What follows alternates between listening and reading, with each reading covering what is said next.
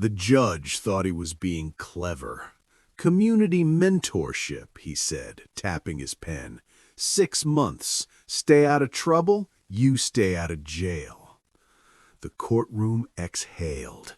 The 17-year-old didn't smile. He just stared at the 3 men in the back row. Leather vests, gray beards, arms crossed. They had no idea. He'd already chosen them, and in 6 months, they'd lose everything. Tyler Moss stood accused of aggravated assault. He'd broken a man's jaw outside a gas station. 3rd strike, facing 2 years. His public defender talked about foster care, 11 placements, behavioral reports, trauma. The judge sighed and looked past Tyler at the 3 bikers in leather.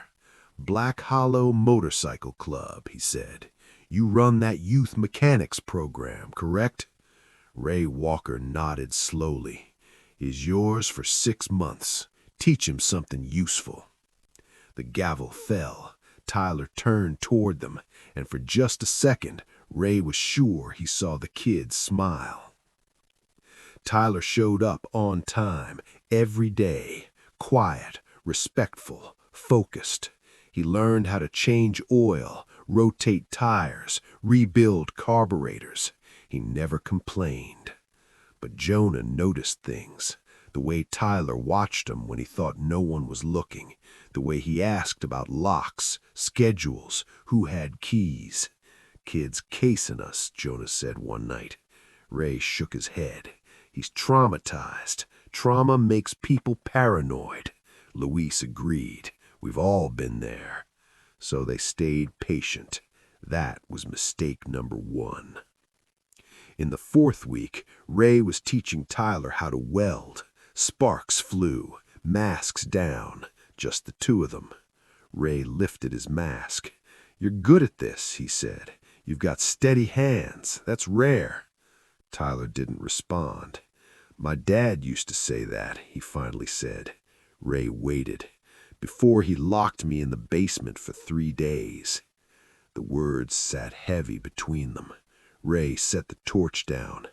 I'm sorry that happened to you, he said quietly. Tyler's jaw tightened. Everyone's sorry. No one ever does anything. Ray pointed at the metal frame they'd been working on. You built that, he said.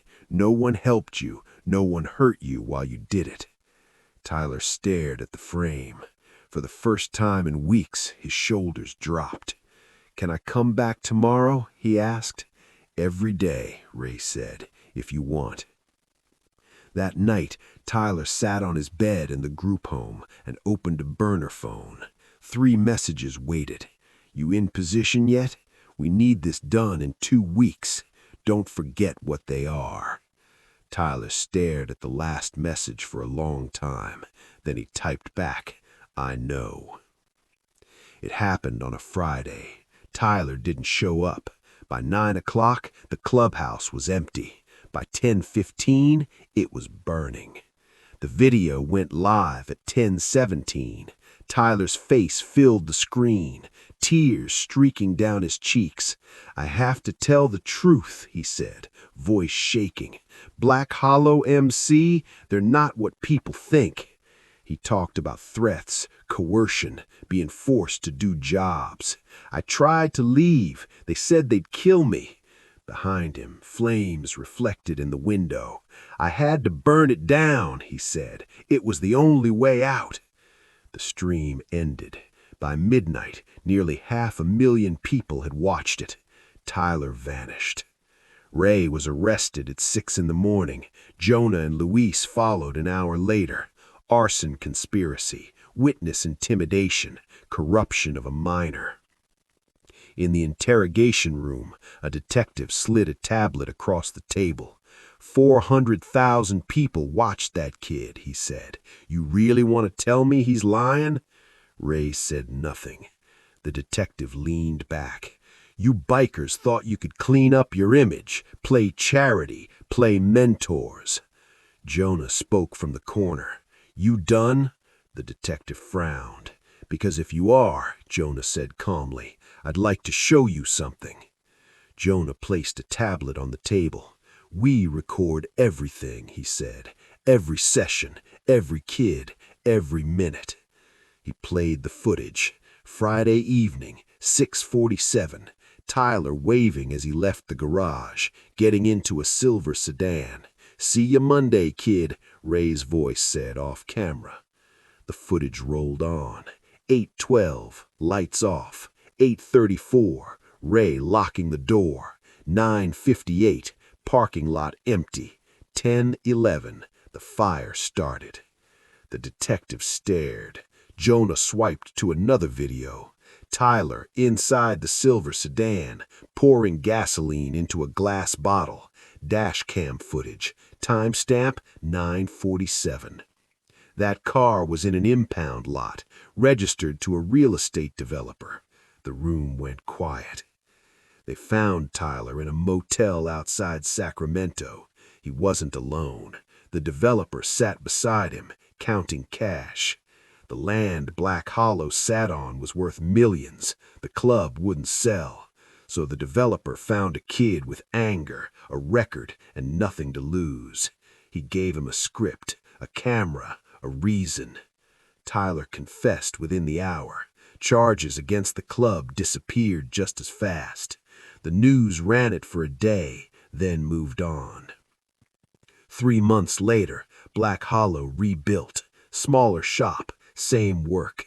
Ray was welding when Luis walked in. This came for you, he said. No return address. The handwriting inside was shaky. The letter said Tyler believed the lies because it was easier to burn things than build them, that no one had ever treated him like he mattered before, and that he knew sorry wasn't enough, and that when he got out, if they'd let him, he wanted to learn how to weld again. Ray folded the letter. Jonah walked in and saw his face. What do we do with that? He asked. Ray pinned the letter to the wall, right next to the new charter. We wait, and if he shows up, Ray looked at the torch in his hand. Then we teach him. Some stories go viral because they're loud. This one goes viral because no one agrees on the ending. Did Tyler deserve another chance? Does trauma excuse betrayal? Can you forgive someone who weaponized your kindness? The comments will fight for weeks. And Black Hollow, they'll keep building. Because when the world burns you down, you won't burn it back. You pick up the torch and you build something worth destroying.